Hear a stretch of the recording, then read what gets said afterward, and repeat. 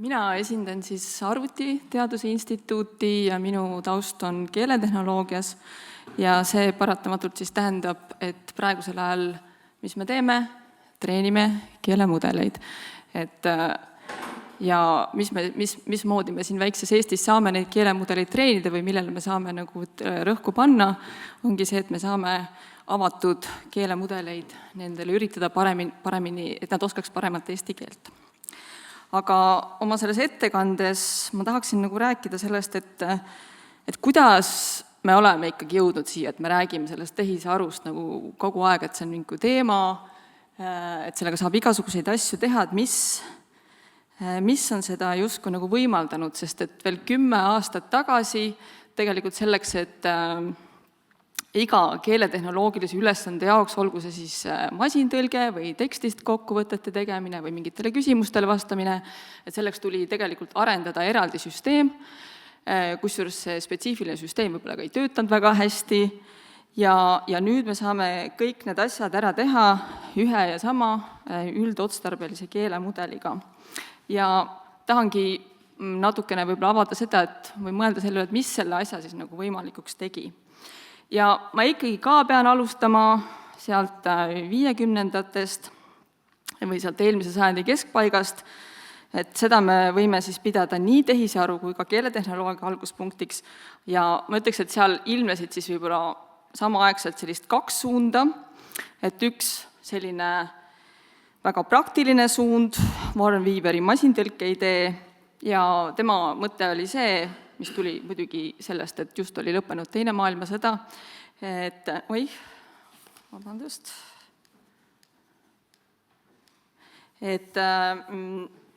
kui me suudame keelt käsitleda nagu krüptograafilist koodi, et siis peaks olema võimalik seda ka automaatselt lahti murda, ehk tõlkida ühest keelest teise keelde ja sellest kasvas välja selline üsna insenerlik lähenemine, et püüti keelt formaliseerida, kirjutada selle jaoks reegleid ja siis rakendada neid arvutisüsteemides. Ja siis teiselt poolt see abstraktsem suund, mida on siin täna juba mainitud, mida me kõik teame väga hästi, siis Alan Turing, kes siis küsis üldse, et kas masinad üldse suudavad mõelda ja pakkus siis välja oma selle kuulsa Turingi testi, mis siis oli tema esmases visioonis selline küsimuste-vastuste vormis, umbes seda laadi küsimusi ta nagu siis välja mõtles, ja kui inimene ei suuda siis vestluses eristada, et kes nendele küsimustele vastab, kas masin või inimene, et siis ma ei tea, kas me just saame öelda, et masin mõtleb, aga et ta siis nagu justkui teeks midagi sellist, mis nagu meenutab mõtlemist. Ja et see on nagu, see Turingi test oli rohkem suunatud sellisele üldisele tehisintellektile, arendusele, aga kuna see toimub keele vahendusel, siis me võime öelda, et see keeletehnoloogia ja selline üldine tehisaru arendamine on olnud väga tihedalt seotud. Järgmisena ma tahaksin hüpata aastasse 2010. Siis IBM arendas sellist süsteemi nagu Watson ja see Watson võitis Kuldvillaku saate. Ja see oli toona väga suur saavutus, et see oli nagu lausa märk sellest, et nüüd on nagu tehisintellekt täitsa uuel tasandil. Aga sest Kuldvillakut võita on päris raske.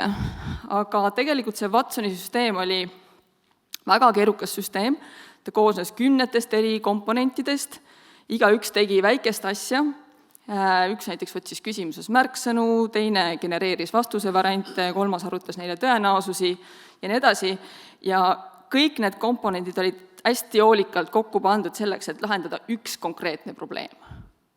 Vastata viktoriini küsimustele. Et see ei olnud üldine tehisaru, vaid väga-väga spetsialiseeritud lahendus, et see siis nagu illustreerib seda, et veel 10 aastat tagasi me ei olnud nagu väga lähedal sellele, mida me praegu näeme. Ja siit jõuame ühe keskse mõisteni, milleks on representatsioon.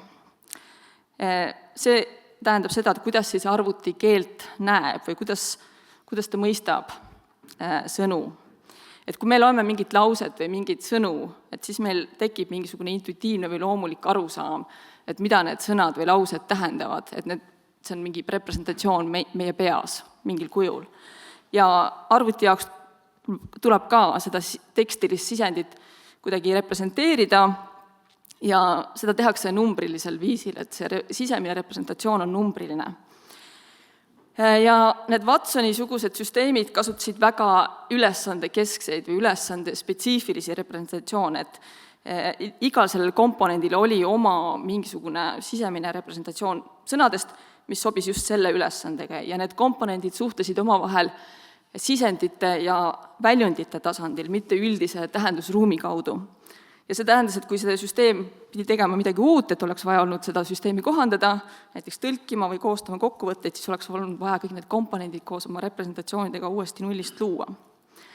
Ja selles osas toimus suur murrang umbes 10 või natuke rohkem aastaid tagasi, kui tekkisid sõnavektorid või word embeddings. Et see tähendab, et iga sõna hakati esitama vektorina mitmemõõtmelises ruumis, mis oli treenitud nii, et sarnase tähendusega sõnad asusid lähestikku. Ja see oli tohutu samm edasi, sest need representatsioonid muutusid üldisemaks. Et need sõnavektorid ei olnud enam seotud mingi ühe spetsiifilise ülesandega, vaid nad kirjeldasid keelt laiemas mõttes ja selle sisemisi regulaarsusi. Ja see areng justkui avas nagu ukse nendele tänapäevastele süsteemidele, mis suudavad lahendada erinevaid ülesandeid, mitte üht kitsast funktsiooni. Järgmine suur hüpe tuli siis 2017 koos Transformeri arhitektuuriga, et selle arhitektuuri idee on tegelikult lihtne, aga see mõju on hästi tohutu, et see Transformer võimaldab mudelil pöörata tähelepanu kõikidele sõnadele tekstis korraga, mitte ainult neile, mis on vahetult enne või pärast. Et need varasemad sõnavektorid vaatasid seda keelt üsna piiratud kontekstis, et mõnda sõna eespoolt ja mõnda sõna tagantjärgi, aga Transformer suudab haarata siis selliseid pikaajalisi seoseid, kogu lause või kogu lõigu või teksti ulatuses. Et see tähendab, et see mudel näeb paremini keele sisemist loogikat ja tähenduste seoseid. Ja kui me siis lisame sellele juurde veel nende mudelite tohutu mahu, et miljardid parameetrid, väga suured keeleandmestikud, mille peal neid mudeleid treenitakse, siis me saamegi sellised tänapäevased keelemudelid nagu ChatGPT või Claude või Gemini ja nii edasi. Ja need mudelid kannavad representatsioonide tasandil endast tohutul hulgal teadmisi, faktilisi teadmisi, kontseptuaalseid teadmisi ja nii edasi, aga ka sõnade tähendusest, grammatikast, keelestruktuurist, teksti sügavast loogikast ja nii edasi. Ja neid erinevaid reegleid, mis seal nagu siis sees on, et ei järgi need mudelid mitte sellepärast, et keegi oleks need sinna kuidagi programmeerinud, vaid sellepärast, et nad on õppinud just nende representatsioonide kaudu. Tänapäevas suured keelemudelid on enamasti mitmekeelsed, et see tähendab, et nad ei õpi ainult inglise keelt, vaid mitmeid keeli, võib-olla lausa sadu keeli korraga, ja see tähendab, et need representatsioonid on keelteülesed. Et näiteks võime kujutada ette, et eestikeelne sõna koer ja inglisekeelne sõna dog paiknevad sellel tähendusruumis üsna lähestikku. Ja see võimaldab sellist siirdeõpet, et kui mudel on hästi õppinud inglise keelt, siis ta saab osa nendest teadmistest üle kanda ka väiksematesse keeltesse. Et see ongi võib-olla põhjus, miks need osad mudelid ka üsna hästi eesti keelt oskavad, kuigi see eesti keele osa ei ole olnud seal väga suur. Aga samas on ka hästi oluline mõista, et mudelid ei ole kõikides keeltes võrdselt head, et inglise keeles on neid treeningandmeid ikkagi tohutult palju rohkem ja väiksemate keelte puhul väga palju vähem ja see piirab ka nende representatsioonide täpsust.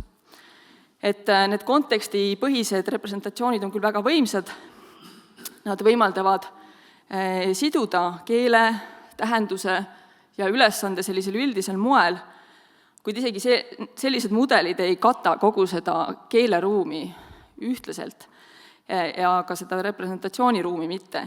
Et me võime mõelda, et see on selline viimasel ajal on hakatud nagu rohkem uurima ja mõtlema selle üle, et kuidas need representatsioonid seal ruumis asuvad ja võib mõelda, et need on leitud, et need representatsioonid moodustavad selles ruumis justkui mingisugused pinnad või manifoldid, et ma loodan, et matemaatikud siin, et see vist eesti keeles see sõna on vist muutkond, et ma loodan, et see ei ole vale sõna, aga need sellised pinnad seal ruumis, millel need keelestruktuurid paiknevad. Ja siis võibki mõelda, et probleemid tekivad siis, kui mõni sisend kuidagi satub sellest pinnast kas väljapoole või mõne selle manifold on ise ebatäpne või kuidagi hõre või mingi teise keele järgi kujunenud, et siis tekivadki sinna tähendusruumi sellised tühjad alad Ja see võib olla üks põhjus, miks mudel käitub ootamatult või kuidagi hapralt mingites olukordades, mis meie jaoks tunduvad lihtsad. Ja ma tooksin tuua paar näidet, mis võib-olla on natukene kunstlikud, aga äkki aitavad natukene illustreerida seda, et vaatame kõigepealt eesti keele käänamist, et me teame, et eesti keeles on 14 käänet, me mõtleme ise, et see on hästi keeruline, no tegelikult see ei ole nii keeruline, et meil on vaja, alates 4. käändest meil on vaja lihtsalt vaadata, et mis on omastava käände vorm ja siis sinna hakata neid käände lõppe otse laduma. Ja siin on siis sõna naine, käänatud ainsuses, GPT-5 oskab seda väga hästi teha, aga kui me võtame fraasi ilus naine, et siis läheb keerulisemaks, et siis me näeme, et näiteks kohakäänetes, siin tuleks käänata mõlemad sõnad, sest me ütleme ilusale naisele, mitte ilusale naise, aga et mudel teeb siin süstemaatiliselt vigu. Ja samamoodi on siin probleem nende nina taga käänetes, kus omadussõna jällegi ei tule käänata, et siin osades moodustatakse võrm õigesti ja osades valesti, et nii võib oletada, et öelda, et lihtsa sõna tasemel on nagu see muster hästi õpitud, kuid keerukamas faasis see järjekindlus seal mudeli sees hajub.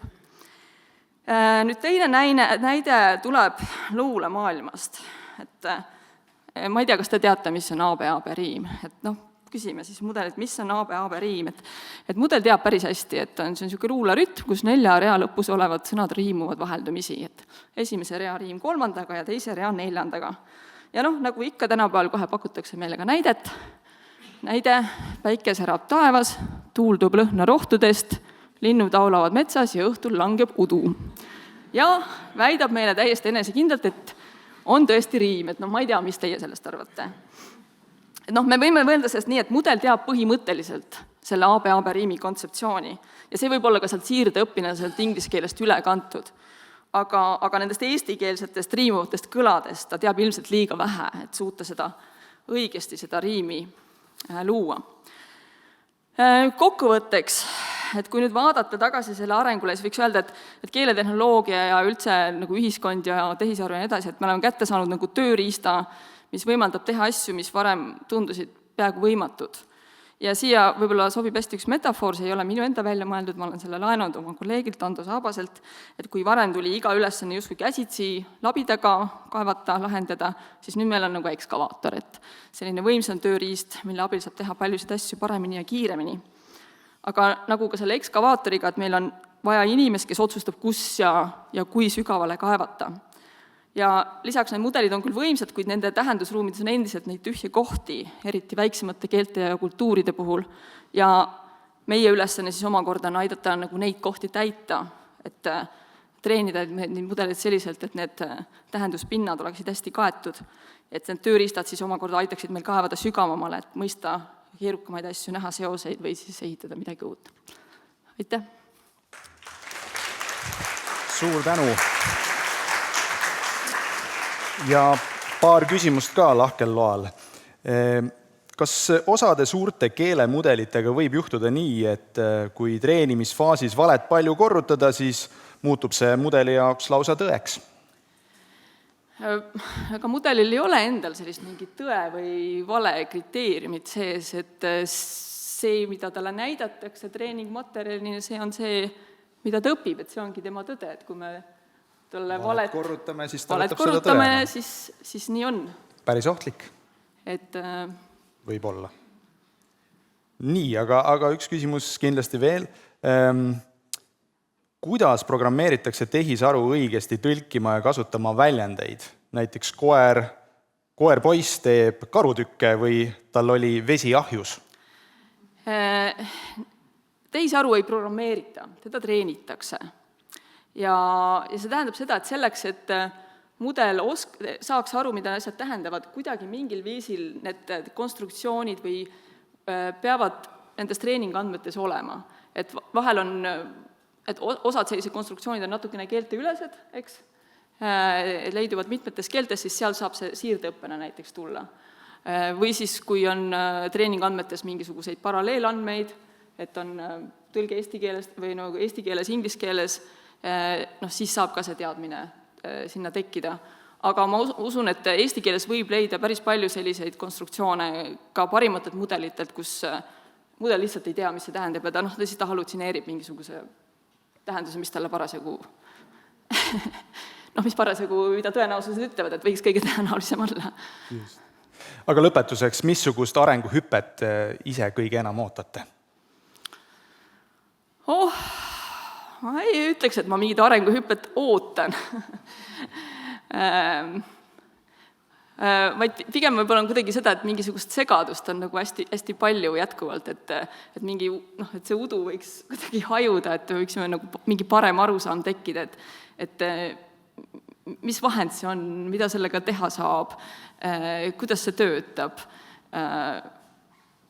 et tekiks nagu selgust rohkem, et see selline haip või siuke asi nagu hajuks. Rohkem selgust. Väga kena. Suur tänu veel kord Kairit Sirts, keeletehnoloogia kaasprofessor ja Arvutiteaduse Instituudis. Aitäh!